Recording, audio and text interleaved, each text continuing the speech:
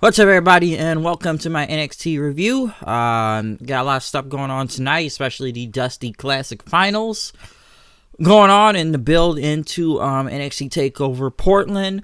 What do we got on the show tonight? A lot of things going on. We did kick it off, though, with Mauro Ranallo, Nigel McGuinness, and Beth Phoenix, which they showed Beth Phoenix crying after what Randy Orton did to Edge on Monday, so somehow, some way, that's kind of playing into this, so she says she wanted to be there for Edge and home, but she knows that he's strong since Edge made his return back to the company, and now we have an Edge versus Orton thing going on, but we'll save more of that when Raw comes on. We then went to Finn Balor coming out, which they showed what happened with Trent Seven, as Finn Balor pretty much showed up and choking Trent Seven with his car door and whatnot. And he says, "You're next. You and your little buddy Bate there. You should have never got my business and everything. So, you know I work. I work on Wednesdays and everything. So come to me if you want." So I like how Balor just kind of snuck up on Trent Seven and just kind of started choking him like, "You don't mess with me. Go on Wednesday," and just left him on the ground and or whatnot. It's still funny that he called him the Prince though, or whatnot, because Seven did come out and Balor ended up kicking him before he could even get inside of the ring. Then Balor started beating him up, then pretty much hitting him with some stomps and whatnot. Pretty much he was beating the hell out of Seven several times and whatnot. Hitting with like a double foot stomp to the ground, hitting him with an elbow, focusing on his shoulder, still kicking him there a couple points. Like Balor was just pretty much going in on Trent Seven. Seven was able to come back, though, and hit him with some big chops that kind of had some, like, you see, look at Balor's chest. It was red out there, and even Seven hitting up with a Rainmaker, or a 7-star lariat they called it. For the 2 count, Seven went for a suicide dive on Balor. Balor pretty much got Seven in off the top rope then, and hit him with a shotgun drop kick. And then a coup de grace and the Bloody Sunday for the win. So Balor looking like a killer out here, even telling Johnny, "You best not miss," looking into the camera and whatnot. So, you know, pretty much telling him to come on and whatnot if you want. You know, basically, pretty much telling him you better be ready for Portland, I guess, whatnot. But of course, you know, it's funny they keep calling him Prince. I can't call him Prince Devitt all the way. I'm sure people are saying this guy, someone can see in JPW Balor, if you want to go from that. It's not like he's gonna come out and say it's real, you know, Bullet Club or whatnot. But Balor once again kind of looking like a killer out there, whatnot, killing Trent Seven. They then went to interviewing Pete Dunne and Matt Riddle tonight. It's mostly Pete Dunne, or Riddle, was talking, which a lot of stories coming about Riddle over the week, man. I'm telling you, what is he trying to fight Brock Lesnar, or piss him off allegedly, or wanting a match, or then they said the company does it? I don't know, man. That whole story was all over the place in the past few days, whatever happened over the weekend. But I don't know, a lot of people saying they need to take the weed away from Pete Dunne. I don't know what's going on with that, or if this guy's just doing this on purpose, or it's a work, or a shoot. I'm not sure sometimes, but just a lot of stories coming from that. They also hyped up Tegan Knox and Dakota Kai. One thing that was interesting, they showed this 2 times tonight, was a video, which these circles and whatnot. And they had the numbers 5, 20, and 2, which means 2, 5, 20. So next week, somebody looks like they're going to debut. I don't know who, but I guess we'll see. Shotzi Blackheart came out in a mini toy tank. Wow, where did I see a toy tank the other day? You know, I could have swore I saw pictures of that outside of the Royal Rumble, you know, building, the Minute Maid Park, where Sammy Guevara was riding around in it. Copying, maybe? I don't know. But then I heard that Shotzi, that is her tank. I don't know if she's had it in entrances before, but the minute I saw that toy tank, I'm like, didn't Sammy Guevara just ride on a toy tank the other day? This is kind of copying when you think about it. That's what I thought. Showing against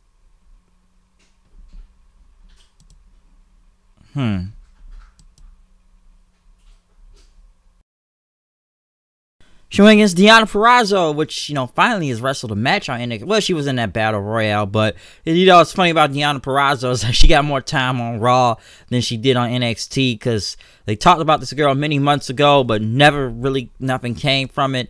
But now, she shows up on Raw one time. They finally use her on NXT again. But Blackheart got the win, though, with the top rope senton. Shotzi looks like she's going somewhere right now, but I just looked at that mini tank, though. I just still feel like they copied that after Guevara, but I guess not. Next thing they had was Keith Lee, the Limitless North American Champion, as he called himself. Ladies and gentlemen, salutations and whatnot. He is the new North American Champion. And and everybody's asking who you're going to go first. But he says, I'm the moment maker, the game changer, and now the prophecy ender. And he was still continuing to talk until Damian Priest came out then. Damian Priest came out and he started talking about Keith Lee, about, he takes a lot of things, like groups of women are priceless possessions. And now he wants the North American Championship. And Priest pretty much was like, Lee, how are you going to give me the title? Donovan Dijak came out then, pretty much talking about, we've had some battles together, Lee, and whatnot, but, I'm the person that's going to get the title shot, okay? Not this bootleg Marilyn Manson, which, Keith Lee just like, oh, boy, and, they start to argue. Keith Lee said, I'm just going to walk away and let you two handle this. Dijak tried to stop him, but Priest, you kept focused on, Dijak. Keith Lee ended up getting out as, Priest had knocked him to the ground, the punishment there. We got a match then. I gotta say, both of these guys, just the guys for their size, just be flying like crazy at the time. Especially Dijak doing a big moonsault and that sitting down choke slam. Priest doing the big sling, the big dive to the outside of the ring he does, the top Hilo. Both got back in the ring and double cyclone kicks on each other. The super kick by Priest. Both guys for now. Priest hit Dijak with a big poison rana from the top rope, but Dijak got out of like that crossroads of the reckoning and hit him with the Feast Your Eyes for the victory. So a very good match, even for 5 minutes with both of these guys was really good out there. Next, they went to Tommaso Ciampa, who was talking about William Regal and this whole NXT title announcement tonight. Ciampa pretty much says Goldie is coming home in a takeover.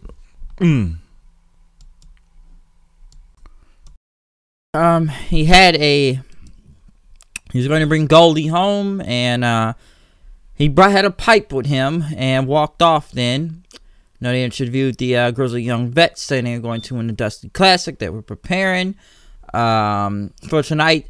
When they came back from commercial, Undisputed Era was all laid out looking dead on the ground. Pretty much Ciampa killed all these guys as he had his shirt torn and limping and the steel pipe in his hand, pretty much dropping it to the ground. And basically he killed all the Undisputed Era and he walked out. They looked like a badass basically. Fans chanted Psycho Killer and Daddy's Home. And as Ciampa took a table with him to the outside and set it up in the ring.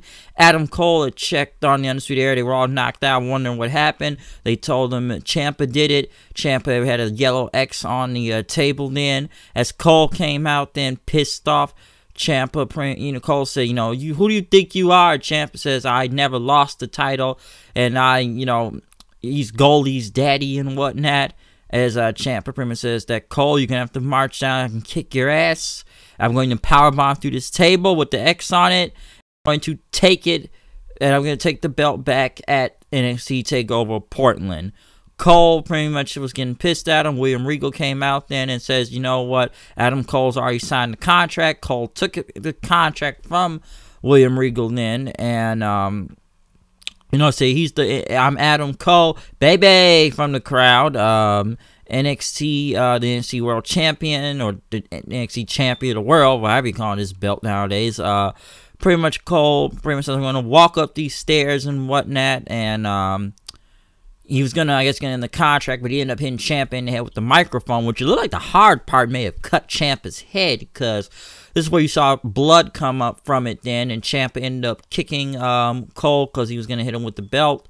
Ciampa powerbombed him through the table then with the X on it. Ciampa pretty much had the contract, signed it. The fans chanted, use your blood, since Ciampa was bleeding from his head when Cole hit him with that microphone, and blood was still coming down his head as he rubbed the blood on the contract. So, very great segment to set up NXT TakeOver Portland with both of these two. Ciampa looked like a fucking badass out there, killing all the Undisputed Era. First with the steel pipe, leaving him on the ground like he came through a war by himself, and then beating up Cole with the blood added more to it and whatnot, and everything. So, Ciampa going back after the title. Jordan Devlin to be on there next week with the Cruiserweight title. Next, we get wannabe Ciampa versus wannabe Johnny Gargano there.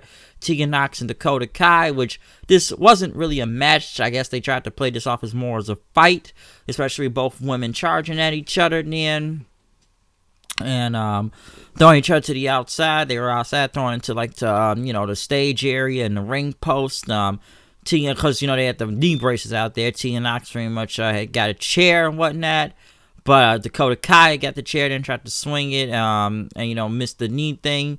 And, they still brawled, but after suicide dive, Kai had the steel chair again and whatnot.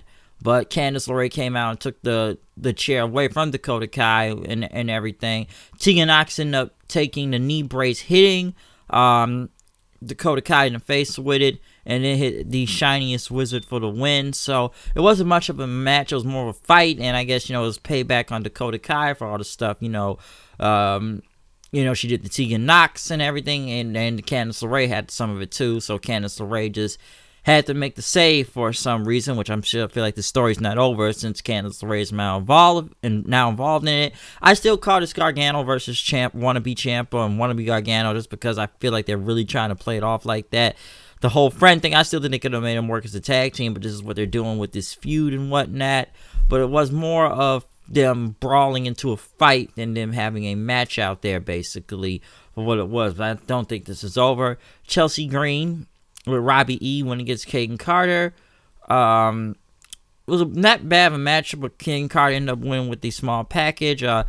Chelsea Green was supposed to be being a heel out there, talking about the crowd and whatnot, and just being heel to them, but Kaden Carter got the win, which, interesting. I thought Chelsea Green would have probably won her first match on NXT. I don't know if it was the first one or not, but you think she would have in general and everything instead of the other girl.